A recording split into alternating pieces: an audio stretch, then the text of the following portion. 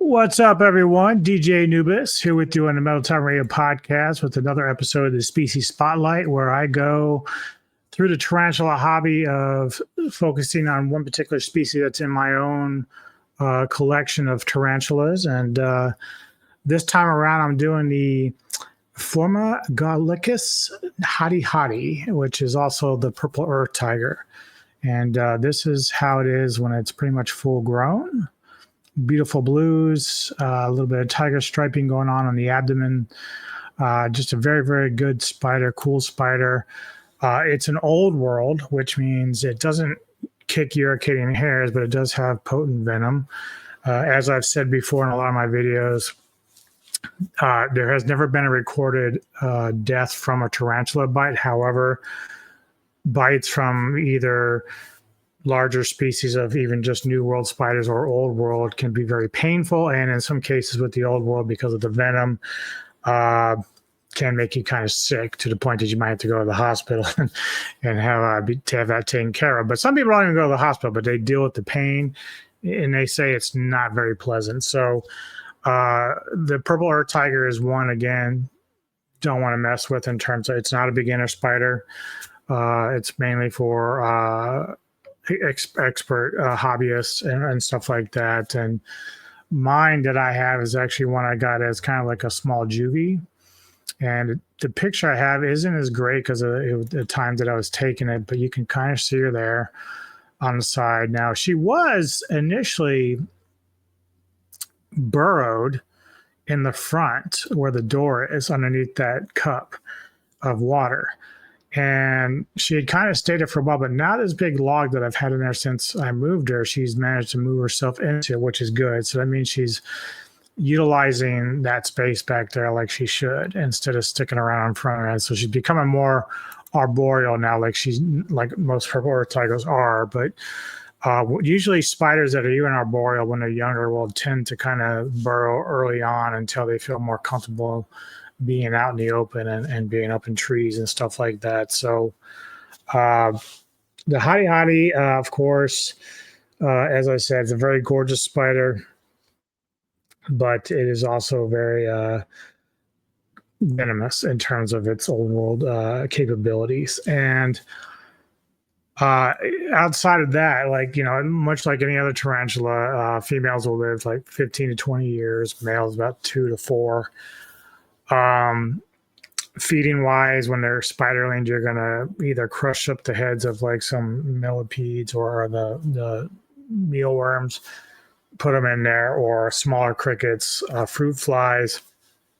As they get into juvies, again, just medium-sized insects, small dubias, smaller crickets, medium crickets, and then of course as they get larger prey like large dubia, roaches, red runners, large crickets, and so on. Even some hornworms or large superworms. But I tend to stay away from the worms as much as possible now, just because they don't last very long, and then the superworms end up, if they sit too long, become beetles, and they're pointless. Like the spiders won't eat the beetles; just their shells are too hard. Let's see here. So yeah, as an arboreal species, you're going to have an enclosure that's longer up, horizontal or vertical, excuse me, as opposed to horizontal. Again, sometimes early on it wouldn't really matter because like you can keep them in a small thing if they're spiderlings or young juvies, and it really won't matter until they get older and bigger, and then they want to go up and do. But they do like humidity. Make sure you have plenty of water in there. My room that I'm in is kind of difficult to keep humidity up, but my spiders, for the most part, seem to be doing very well. The biggest issues I've ever had with humidity is really with pink toes. And that's not to say that I'm bad at it. Both pink toes that I've had in the past have lived well over 2 or 3 years. My female, though, died recently within the last year. Looked like she had a bad molt, or when she got out of the molt, she just didn't have enough water or whatever. And that's the tricky part, because you don't really want to bother them when they're molting or when they go to hide, because that usually means they're going to try to molt and, get out of their shell and come back out. Some tarantulas will molt right there. They'll just lay on their back, come out, and they're fine. But in some other cases, other ones will burrow and enclose themselves off, like my Costa Rican striped knee. She'll always go down in her hole to more, to molt out of her old shell. She'll never do it out in the open. Whereas my curly hair doesn't mind doing it out in the open, just flops and comes out and does its thing. But spiders all behave differently in that manner. But I do have a video from Dave that we'll watch where he's just kind of basically, he's rehousing his purple earth tiger. So you're going to get a look at his.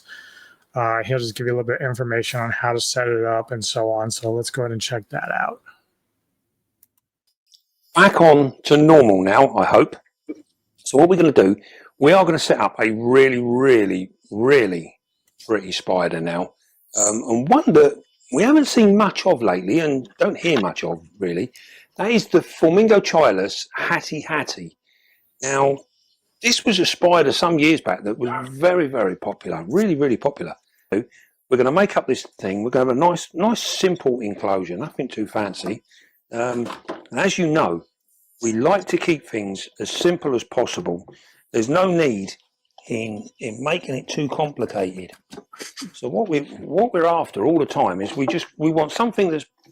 It's easy for him to say, like, if you look at his, now granted, he's got like a real room, like a real storeroom. Like I saw him recently and he has like a spider wandering around, like one of the smaller ones that got out probably from one of his, because sometimes he'll breed them, and then sometimes some of the spiders will have the egg sacs there, and if they hatch early before you can get them out, they're running around, and sometimes they're so small, probably sneak out. But he has like no fear running around. I don't know what kind it was, but you can see though he really knows what he's doing. He's been in the business for well over like 40 years, I think, of doing the hobby. He knows his shit, and he's the go-to guy I go to for any information on how to deal with spiders, move them, and whatever. I mean, it's been imperfect for me because sometimes I had my other feather leg that got out in the mud room when I was trying to move her, and unfortunately she hurt herself and then died just from the height because she fell off. But then of course, like I have my electric blue maybe running around the house somewhere. Like it got out for sure, but I don't know where it is. I haven't seen it in about a month. Now that happened with one of my Balfouri, which was much smaller, and we found her about a month later, and she got put away with the other one. But now the electric blue is only about, I don't know, probably like that big. But again, it's an old world, so reading up, cats should be okay. Cats would probably kill it before it kills them. But either way, I'm hoping that one day that little fucker shows up so I can find it and put it away in another container. I was using an enclosure that I just hate, and I'm kicking myself because I should know better. Sometimes these like plexiglass enclosures that they sell, they look cool and they seem to have like a nice, and they're only about like, I don't know, like that big. So it's good for juveniles and stuff like that. Problem is the way that they operate, too many things is unsealed, and like it had a tray in the bottom, which was dumb. Like I don't know why that's there. It serves no fucking purpose. And the problem is that since it's magnetic, once you put the soil in, it bows out. And so I had to tape over that to keep it closed. But then the top part that slides, like if I have to empty her water dish or any spider's water dish in one of those enclosures, I have to slide the top part out, which is fine because the spider will usually run into her little cave or its cork bark. But when I went to put it back on, I didn't pay attention, and I didn't get it into the slit, and so it bowed up. So it wasn't until Neko saw, she's like, I think your enclosure is bowing out. And I said, really? And then I saw it, and I looked at it later, and I realized there was a gap about yay big. And I said, oh, fuck, that fucker probably got out because the blue does wander out at night, and so in her enclosure. So I went through the enclosure. I tried to open it up and see if I can find her in there, and she wasn't. So If she's out here somewhere, she's either dead from starvation or lack of water, or um, still out there wandering somewhere or hiding. Because the thing about the electric blue is they're heavy webbers and they tend to like stay put sometimes. So if she is grouped somewhere back here or in the bottom here, I haven't seen anything upstairs. So nevertheless, I've learned my lesson about that particular enclosure. I'm gonna fucking burn those when I get a chance because they just are not very good. Very disappointed in them, especially since I spent like maybe $15 to $30 for each one of them. There's only like a couple, but yeah, so it's a nightmare. But anyway, Dave has like a lot of great setups. You can see he's got on. I like the exoteras like he does, but on the back here he's got these like cardboard that he like velcros to the back to give it darker space. I don't necessarily do that, but you know he does because it works good for keeping the spider feeling safe in the dark. But because my room is dark most of the time now, like I don't even have the smaller light on anymore since I'm not growing plants now. Obviously, if we move down the road, the room that I have in mind, because of the place that we've been looking at, the room has windows where I'd have light. So I'd probably go and try to rehouse or at least clean up the enclosures they're in and put plants in there then. Because I do use like, you know, isopods and springtails, but they will flourish more if I have plants in there and stuff. So that's really kind of like what I've been trying to do, but we'll see how it goes in the long run with that. Pleasing to the eye. All right. What we want. Put that in there. This is one of the benefits of actually having a bit of surplus stuff kicking about. We can get ourselves out of trouble nice and quick. So yes, the Hati Hati is one of them spiders that's it's an arboreal spider, and they really do enjoy having a little bit of a secluded spot. Put a little bit more soil in there.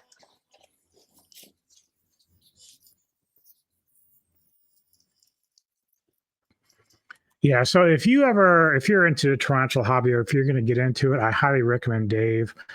He has a channel called Dave's Little Beasties. And also he's on Facebook and he's very interactive with questions from people. Like I can hit him up almost anytime, whether on his YouTube channel or even in Facebook and private message or whatever, and he will answer your questions. He is not, bad. He's very humble. He will gladly give you information about any questions you have regarding just tarantulas or even other stuff. Like he also has like frogs and centipedes and scorpions and stuff. So if you have questions that you want about anything, especially with tarantulas, then be sure to hit him up because he's very knowledgeable. And knows the stuff, so just be sure to check him out. Now, be honest, with these plants, there is an absolute knack in the watering, getting them just so. And then we're going to see if we can't get this one to sit out on our bit of wood so we can get a really nice look at her, because she's one of them spiders that for a plant. We really do want to see a little bit more of her. Right. We've got our trusted bit of wood here. This is the bit the camera lady really likes, because this is where it could all go wrong. Just going to tease her out nice and gently. These can be very, very fast. They can be quite defensive. So far, mine's only been like very skittish. She'll run more than anything, but she's also smaller. So be able to manipulate her, get her to do what we want. Such a beautiful spider. Here we go. Here we go. There she is. Now, as you can see, hopefully, she is like a midnight blue. Is that better? And look at that. That is almost like what we call a midnight blue on that abdomen. They really benefit from having some sort of heat source. Now I wonder if, because I've seen them like this dark, and then I've seen some like the picture I had where they're lighter blue and stuff like that. So I'm wondering with the kind of like goldish carapace. So I'm wondering if this is kind of like the, like the pokies or whatever, where the female might be darker than the males. Maybe Dave, if he watches this, can kind of verify if that's just like whether or not that's just like, molting or whatever, or if there's actually a distinction between the colors of the males versus females. Because I know that sometimes happens with some of the species that are out there. So that'd be something interesting I'd be curious about. And in terms of humidity, these guys do like it humid as well. Now, we're still getting lots and lots of people asking about humidity. And humidity is not about spraying your spider. It's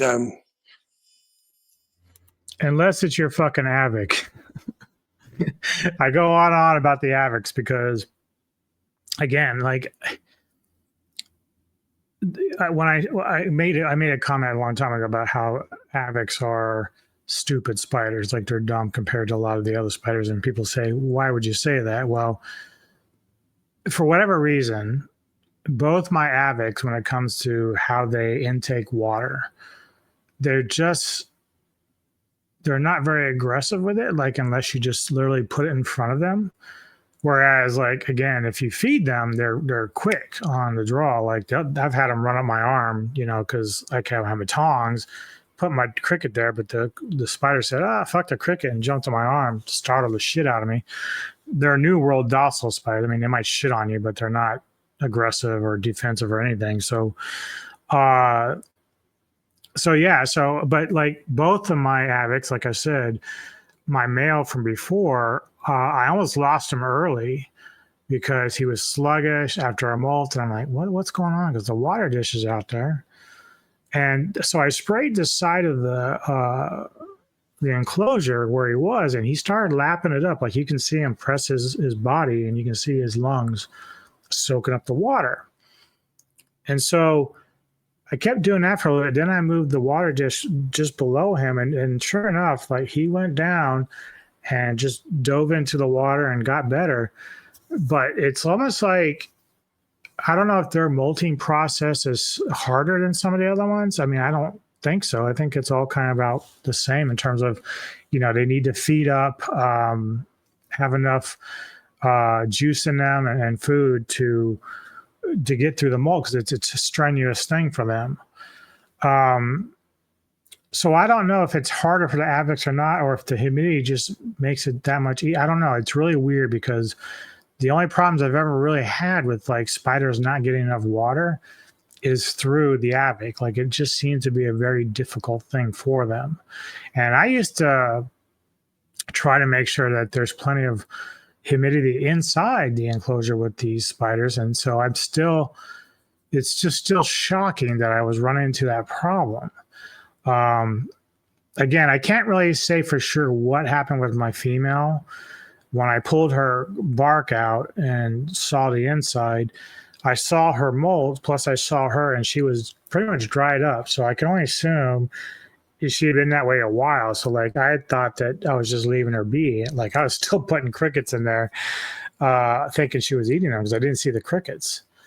But yeah, I don't know. Like I never saw her out by the water dish, and that's the thing. Like I just don't know like what the best approach is with an Avic. Like it's and that's why I won't get a versicolor, because they are just another step above the Avic, where they're very beautiful, but like I don't want to waste money on a tarantula that won't make it. So that's just something I'm just going to have to research more and then maybe find a better way to figure out how to keep the enclosure right where they need it in terms of humidity or whatever, or even water dishes.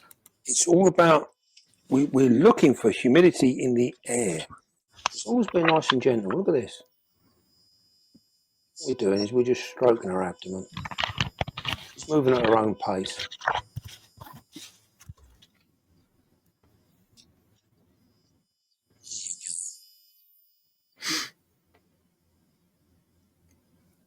I don't know how he does it because, like, Yeah, she's in. As easy as that. I mean, I swear to God, like, the way that he is able to maneuver these spiders and there's like no attitude or anything. It's even OBTs. Like, it's like he's like the tarantula whisperer. Like, it's so ridiculous. He's able just to maneuver these creatures in a way. He's like, just like he knows how to touch them and stuff. But me, I try to do shit like that, and they get attitudes. Like, they get, even my new worlds don't like that shit. Especially my bird ears, man. They just spring up. They're like, don't fuck with me. Don't fuck with me. It's crazy though. But Dave, again, like, I cannot recommend him highly enough.